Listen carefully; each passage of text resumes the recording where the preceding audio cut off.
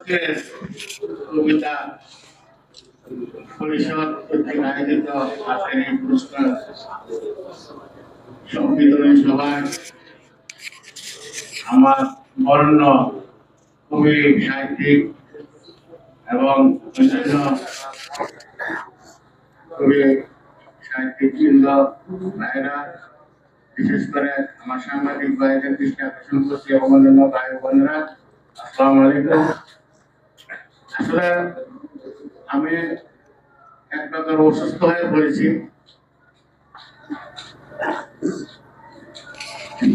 কথা বলার অনেক ছিল, আমি কথা বলতে পারবো না, কারণ আমি অসুস্থ। আগে থেকে আমার ডায়াবেটিস, প্রেশার, বিভিন্ন রোগে, কিন্তু আমার মেয়ের মুক্ত শহীদ হওয়ার পূর্বে আমি মোটামুটি সুস্থই ছিলাম। মেয়ের মুক্ত শহীদ হওয়ার পর যেদিন শহীদ হলো, এর আগের দিন সে আমাদেরকে বিদায় দিয়েছে। আমরা, আমার বড় ছেলে সহ, বড় বউ সহ, ছেলের বউ সহ আমরা চট্টগ্রাম গেছিলাম আমার বড় ছেলের শ্বশুর বাড়িতে। আমরা যাওয়ার পরে বিকাল সন্ধ্যার দিকে, সন্ধ্যার পূর্ব মুহূর্তে আমরা গিয়ে পৌঁছে 10-11টার সময় সন্ধ্যার পূর্ব মুহূর্তে খবর আসে। আমরা তো সাথে সাথে জানতে পারি নাই। আমার কাছে যে মোবাইল ছিল, আমার শহীদ বীর মুগ্ধর মায়ের কাছে যে মোবাইল ছিল, আমার বড় ছেলে নিয়ে যায়, কারণ আমাদেরকে যদি তখন জানায় তখন আমাদেরকে নিয়ন্ত্রণ করতে পারবে না। আমরা অসুস্থ, আমার শহীদ মুগ্ধর মা হার্টের রোগী। কিন্তু শেষ পর্যন্ত আমরা ঘুরে সকাল 7টার ফ্লাইটে সেখান থেকে ঢাকা আসার, মারবাসা উত্তরা আসার পর যখন দেখলাম যে বাসার চারিদিকে মানুষ নিস্তব্ধ, অন্ধকার অন্ধকার ভাব, তখন আর খুঁজে বাকি নেই।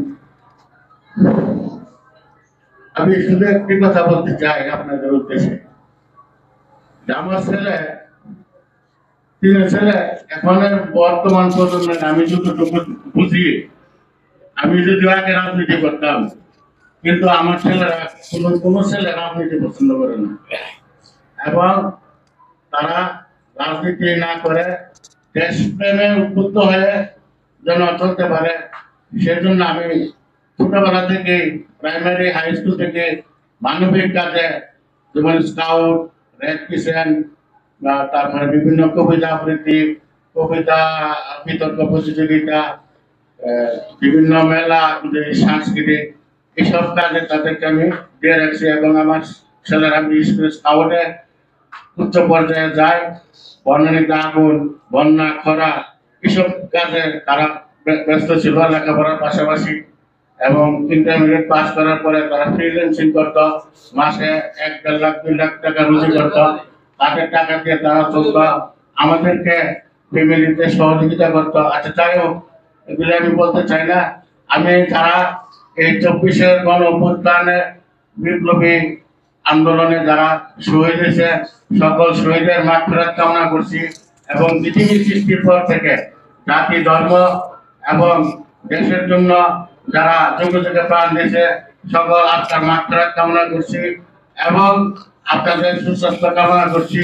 তার পাশাপাশি আমি বলতে চাই যে বর্তমান প্রজন্ম যেমন রাজনীতি বিমুখ, আগামী দিনে যেন একটা সুস্থ রাজনীতি গড়ে ওঠে, একটা দেশ একটা সুন্দরভাবে এবং একটা পরিস্ফুটিত ভাবে দেশপ্রেম, বৈষম্যহীন এবং যে আকাঙ্ক্ষা নিয়ে তারা আন্দোলনে গেছে, এই আন্দোলন যেন আগামী দিনে আর যেন এরকম আন্দোলন না করতে হয় দেশের জন্য।